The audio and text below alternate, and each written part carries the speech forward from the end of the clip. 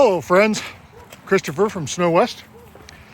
Today's topic is avalanche awareness. You may have seen a post I put up yesterday where I mentioned that I went to 𝗍𝗂𝗍𝗆's Avalanche 1 Avalanche Awareness Refresher course last night at Rexburg Motorsports. And I thought I'd spend a couple of minutes, maybe do a little PSA on this because I think it's awfully important.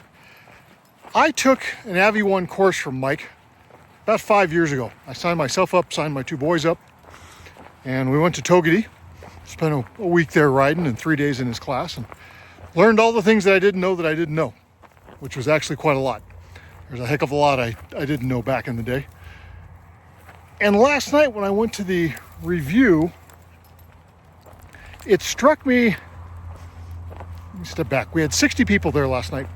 And the last time I had gone to one at RMS, there was probably 100 plus people. It was a much bigger group.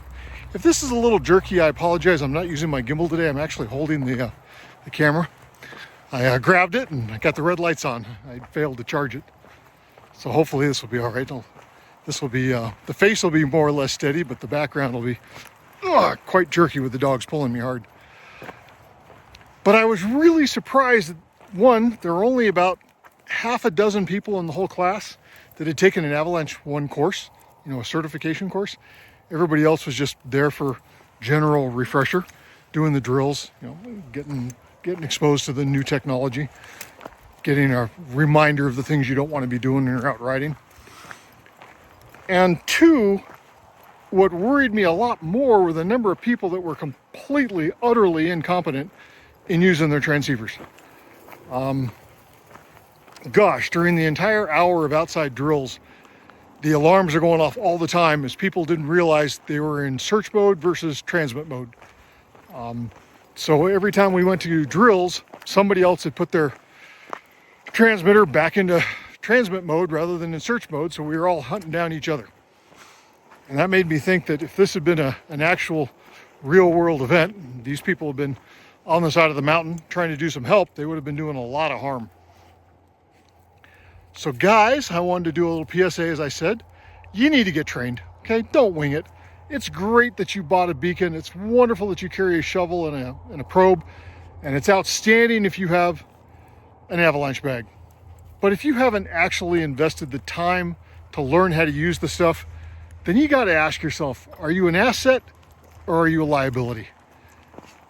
Last year I rode with an awful lot of you folks. Most of you are complete strangers to me. I'd meet you in a parking lot, we'd get together, we'd go ride, we'd have a good time. But the majority didn't have the gear they should. And as a result, I'm very careful where I take people. If you come with no radio, no beacon, no AV bag, I'm going to take you for a ride on the trails. And I might point you to some big alpine meadows, but I'm not going to take you and put you anywhere where you might be in jeopardy. It's just not fair. And Island Park West Yellowstone is really broken up into two very, very specific areas. There's east of Highway 20 and there is west of Highway 20.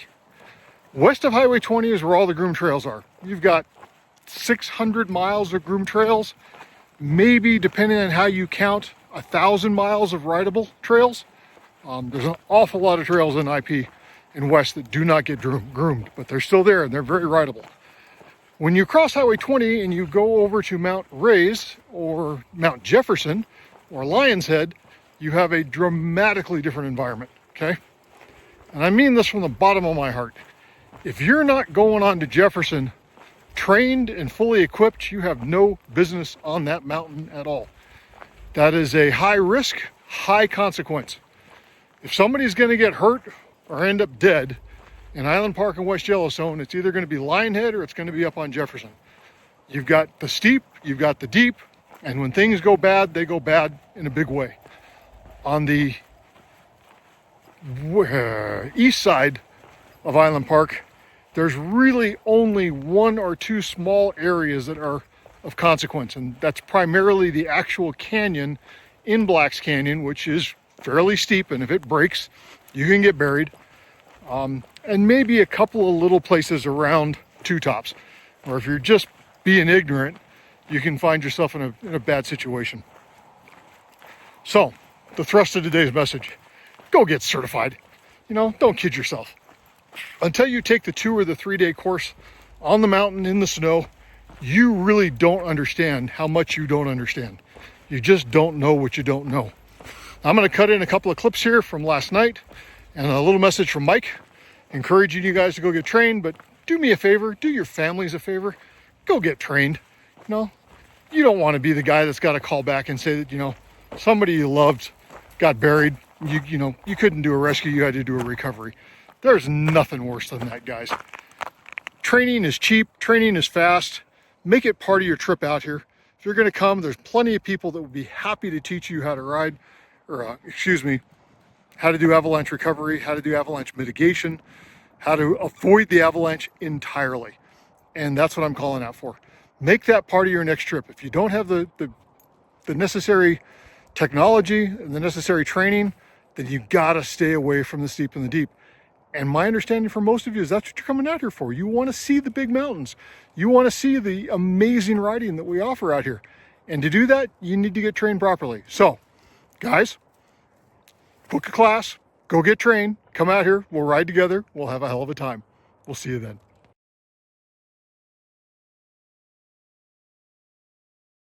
Hey Snow Ice, this is Christopher from 𝗬𝗧𝗘𝗘𝗣. I'm here with Mike Duffy from Avalanche One, and we're at Rexburg Motorsports tonight for the Avalanche Awareness program that he's putting on. Mike, you want to tell the guys a little bit about your class tonight? Sure. You know, what we cover, it's a class that's the American Avalanche Association class. When we go above avalanche awareness, I'll keep you current on what's happening with accidents, what people are doing right, what they're doing wrong, and we also do transceiver drills. And I'll show you how to use all the buttons on your transceiver. We do some burials, and we did some burials and wood chips, and we get you ready for the season, get you in the right mindset. I'm always learning, and I'm showing you what I've learned, and it's just a good way to get in the right mindset for the season. Now, is this something you can only get if you're coming here to Idaho, or is it available nationwide? So Skidoo and BCA are doing this avalanche class tour from New Hampshire all the way to Alaska at Skidoo dealerships. We don't care what brand you're on. You know, it's a great refresher. If you've never been to a class, this is a starting point, and then we highly recommend you do the classes on the snow. Outstanding. Thanks, Mike. Thank you.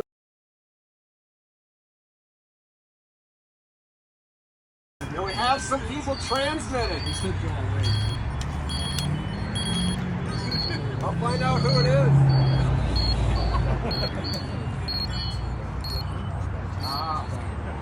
There we go. Very good. We not. No place to run. There we go. Oh no. There you go.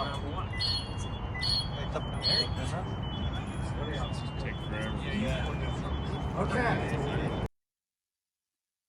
Well, this is why you don't ride with 50 people. Dude, I can't tell you how many people I rode with last winter that have no AVA gear at all. They're driving cross country, coming. I kept them on the trails. Yeah. I mean, they're coming out here to go mountain riding, and they're utterly unprepared. So come on back in. You don't have to stay out there.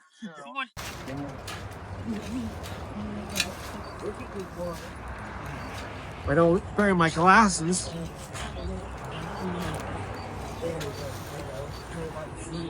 Yeah.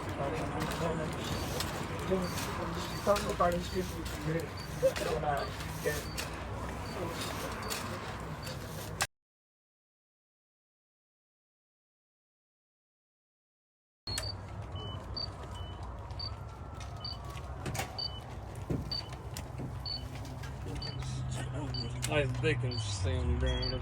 Talk about pressure, huh? So get as close to the sole of our chip as possible.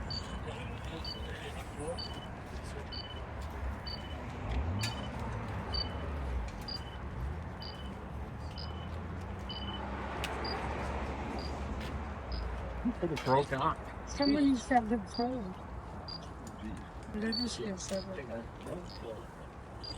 You work on probe on this one? It's good practice though.